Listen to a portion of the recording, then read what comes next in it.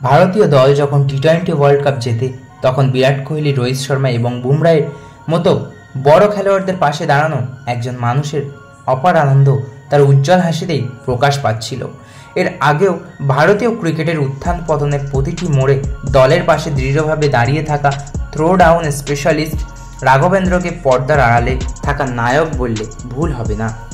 খেলোয়াড় থেকে শুরু করে কোচ এবং সাপোর্টিং স্টাফ সবাই তাকে আদর করে রঘু বলে ডাকে।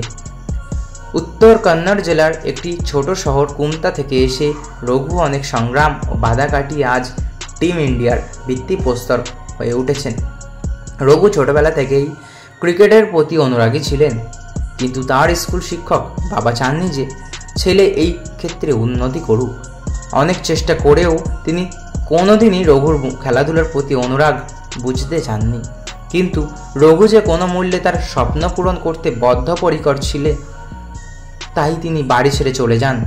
KSCF ট্রায়ালের সময় তিনি অনেক চ্যালেঞ্জের সম্মুখীন হন। পকেটে টাকা না থাকলে দুবেলা খাবার জোগাড় করতেও অনেক সমস্যায় পড়তে হতো তাকে। এ সময় তিনি বাস স্ট্যান্ড, মন্দির ও এমনকি কবরস্থানেও রাত কাটিয়েছিলেন। এত ঝামেলা সত্ত্বেও তিনি ধারওয়াদ জোন দলের হয়ে 4 উইকেট নিয়ে নির্বাচকদের মুগ্ধ করেছিলেন এবং কেএলই সোসাইটি হোস্টেলে থাকার জায়গা পেয়েছিলেন। কিছু সময় পরে তার হাতে গুরুতর আঘাতের কারণে তিনি ব্যাঙ্গালোরের KIOC একাডেমিতে কোচিং শুরু করেন এবং উদীয়মান খেলোয়াড়দের সাহায্য করতে শুরু করেন।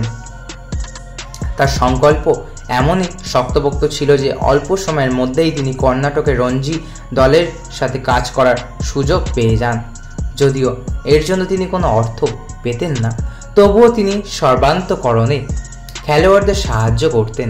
এরপর জাতীয় ক্রিকেট একাডেমিতে অর্থাৎ NCA-তে স্থান পান তিনি।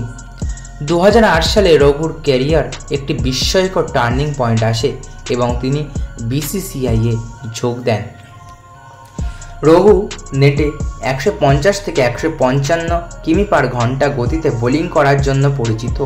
তার থ্রো ডাউন দক্ষতার কারণে 2011 সালে টিম ইন্ডিয়ার প্রশিক্ষণ সহকারী হয়ে ওঠেন রাঘবেন্দ্র।